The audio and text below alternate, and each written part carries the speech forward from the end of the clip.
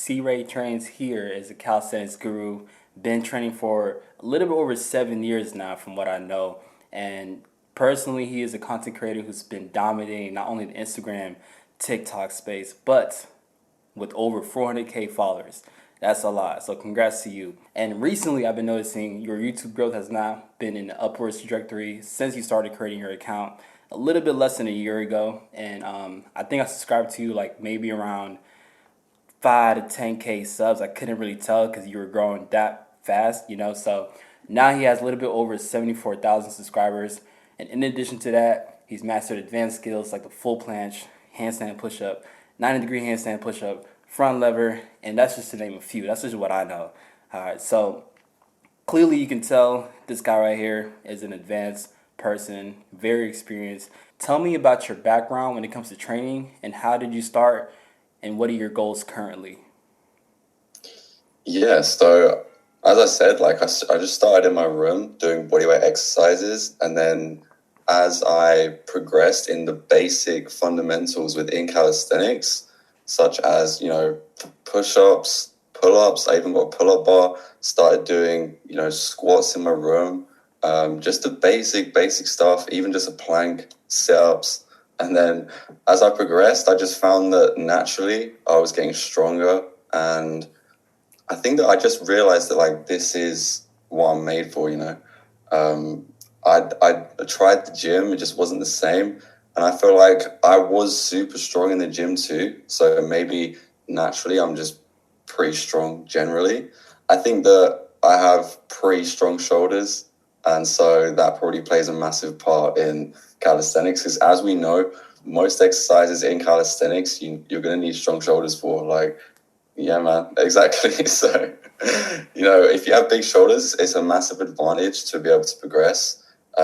Strong, big shoulders. But there are definitely exercises and ways that you can increase your shoulder strength, and even if you don't have natural shoulder strength. And there's so many different exercises.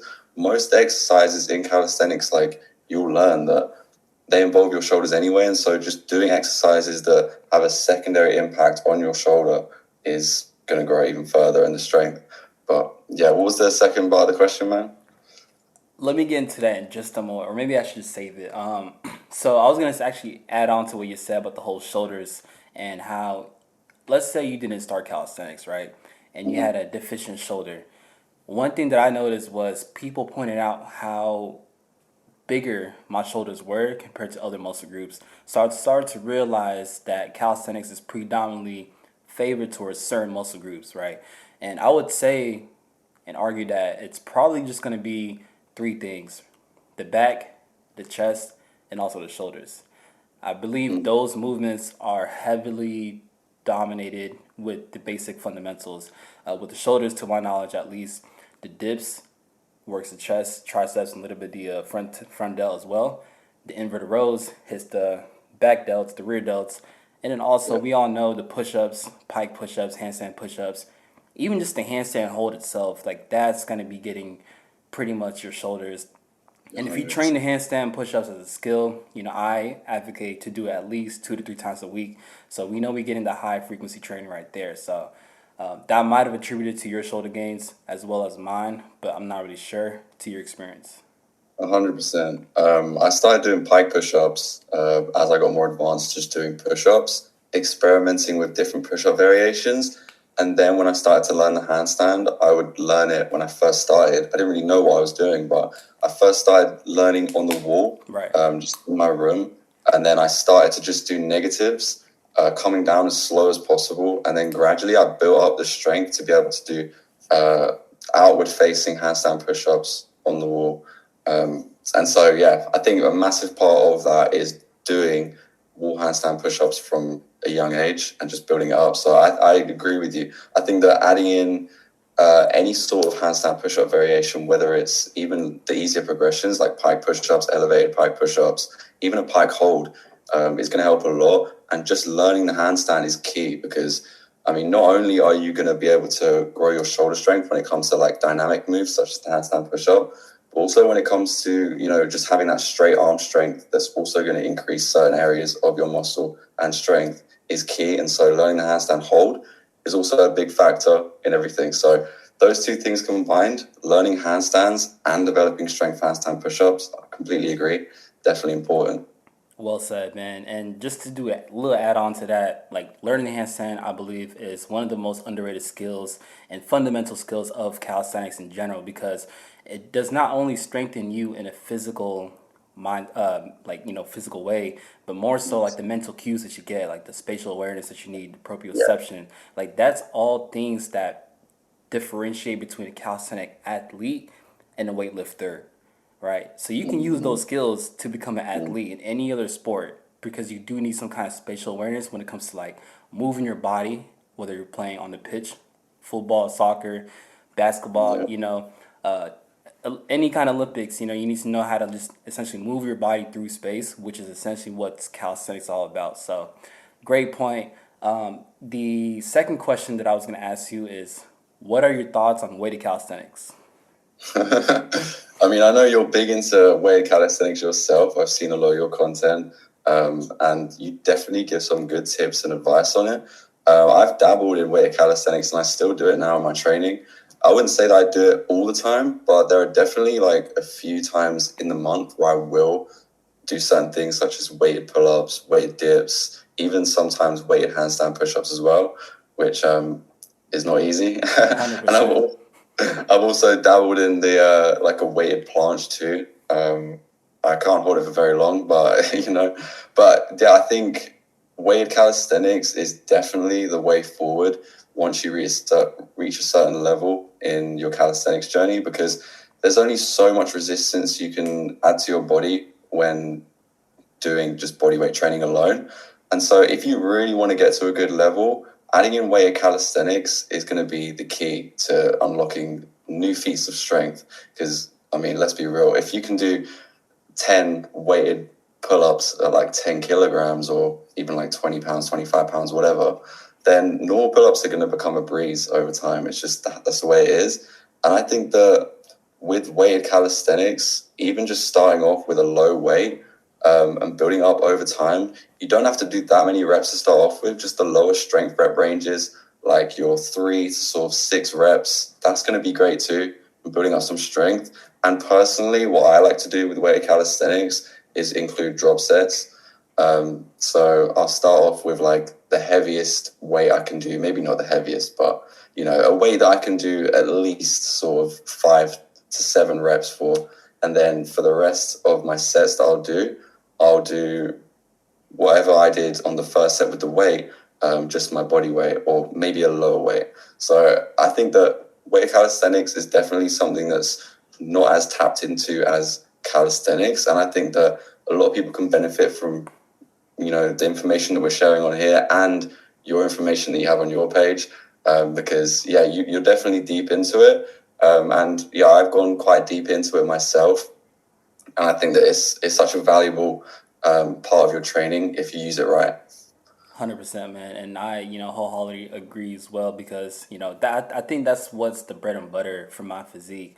And Yeah, I personally like to be transparent when it comes to like, okay, when people ask me how do I build my physique, I'm not gonna just tell them straight body weight exercises or just straight yeah, only weighted calisthenics. So I do advocate more of a hybrid training approach, which is gonna actually lead on to my next question. I did see a couple posts here and there where you do hybrid. So what does your hybrid training routine look like now, or if you do it in the future? that's a great question. So I think I don't do it that much. Like I said, I would say maybe 3 times a week, sometimes four. I mean, a month. Sorry. Um, and maybe I guess it's like once a week I'll dabble in a few things, but I mainly am focused right now on just fine tuning all the skills that I have so that I can know in my brain that like, okay, these skills are on lock now, perfect form, perfect technique, execution, everything. And then I can start to dabble in weighted calisthenics and increase my strength if I have the time to. So right now, personally, it's a secondary thing, and I think that it should be until you are, very, very solid in the skills that you're trying to learn. But that doesn't mean that you can't do it at all. I think that if you do weighted calisthenics now, I think that you should focus on the basic movements, the fundamentals. So if you want to add weight to your pull-ups and your pull-up form's already good, feel free to do that. Dips as well is going to be so good for building everything. I think that overall mass is definitely helpful with weight calisthenics, building that.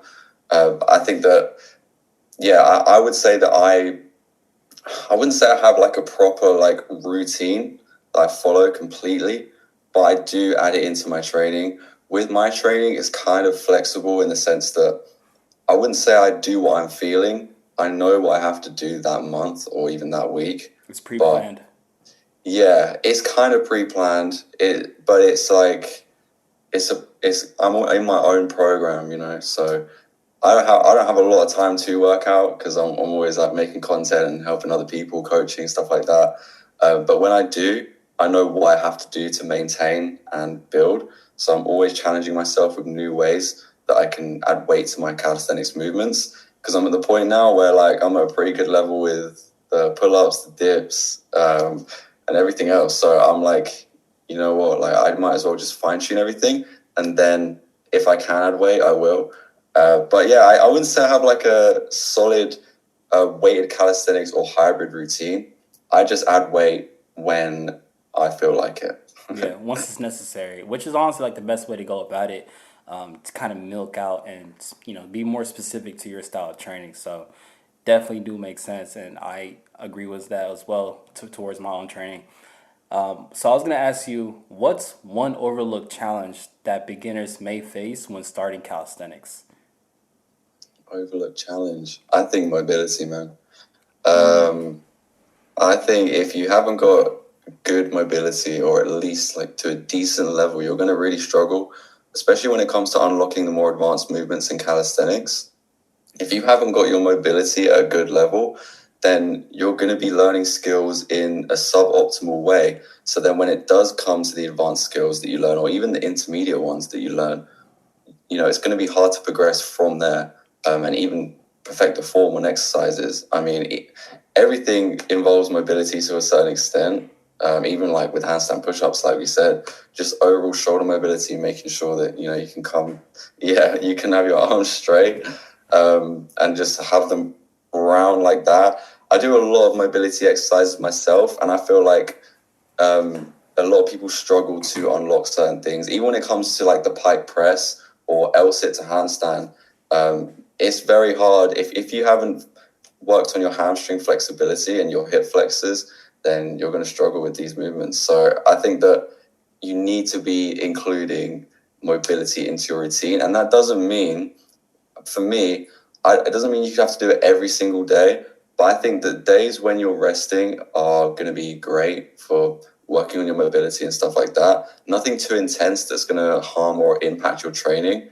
But doing mobility at the end of your workout or in days when you're not working out, when you can, is the best option, especially if you're just starting off. But I think that it's definitely something you have to pay more importance to as you develop in calisthenics, for sure. 1000%. And just to add on to that too, I do believe that mobility plays a big role, like you said, to advance skills. And I was learning I believe it was the Stalder press or the straddle press to handstand. And essentially, I realized how weak my hip compression was, how Yeah. very immobile my hamstrings were. So I started to actually like practice and achieve the full pancake, where it's like basically chest to floor. And man, that's a grinder. Like I believe it took me like 2 years for me to get to a point where I was barely able to get my chest to the floor. And that's like with some kind of assistance, whether it's like a kettlebell and I'm pushing away, or like having somebody kind of press me into it.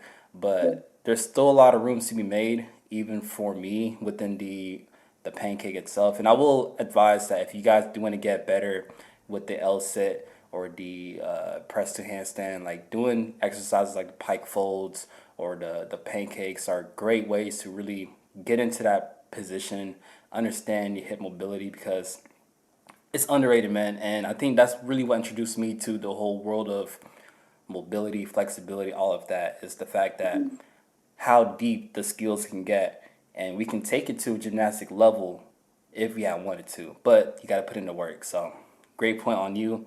That was just trying to close it off. I will now move on to the second half of this video.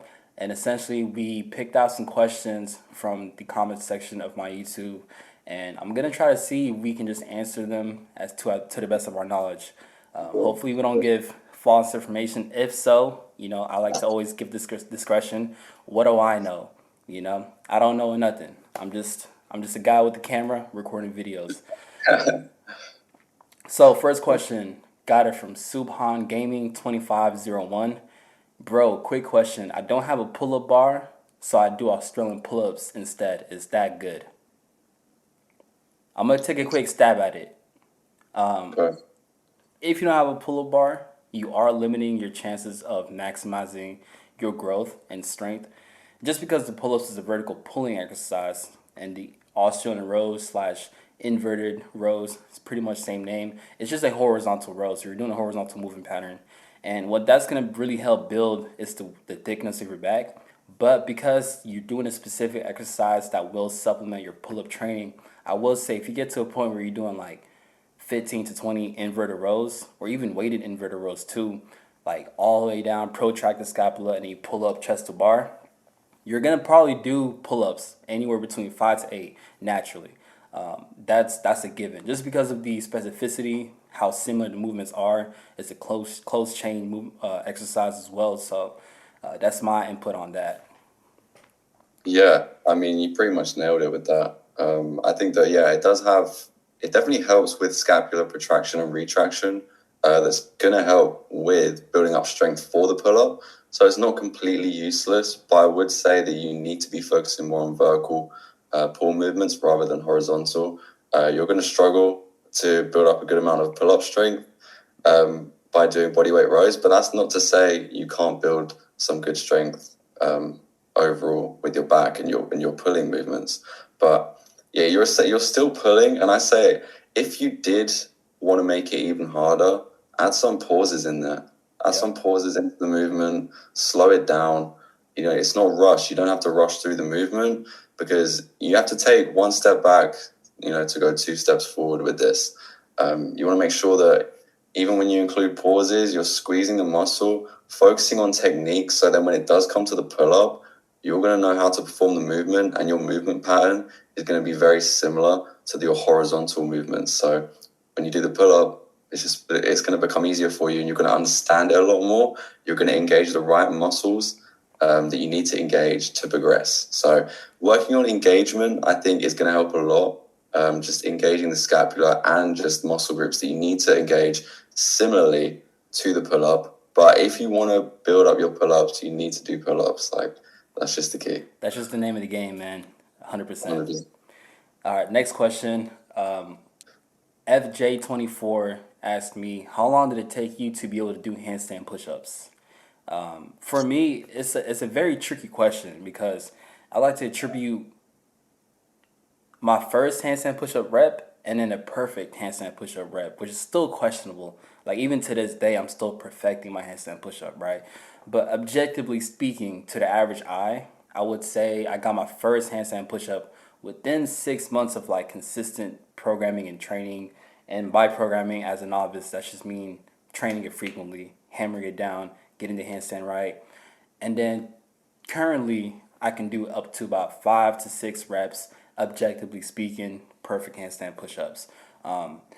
So yeah, that's in a span of like 6 months to now 4 or 5 years, So if you want to get very, very good at it, keep practicing it. I think it's going to be always like a learning process. But for you to get your first rep, it's very doable within the first year of training. But if you be very specific, you can get it, in my opinion, within 6 months or a little bit less. But it all depends. It does. I think it really depends on what you're doing. And let's say that you said to yourself, I've never done a handstand push-up, but I want to learn it. You might find that you're ahead of other people already just because you've already been practicing doing pike push-ups and elevated pike push-ups. So that's going to become a lot easier for you depending on when you start. For me, for instance, I think it took me, this is going to sound like some crazy, but I think it took me like 2 months, like under that, to get the handstand push-up. But that was because I was already good at holding a handstand, and also my pike push-ups were very good. And guys, like on the pike push up and the elevated pike push up, you're mimicking the same movement pattern that you would for a handstand push up.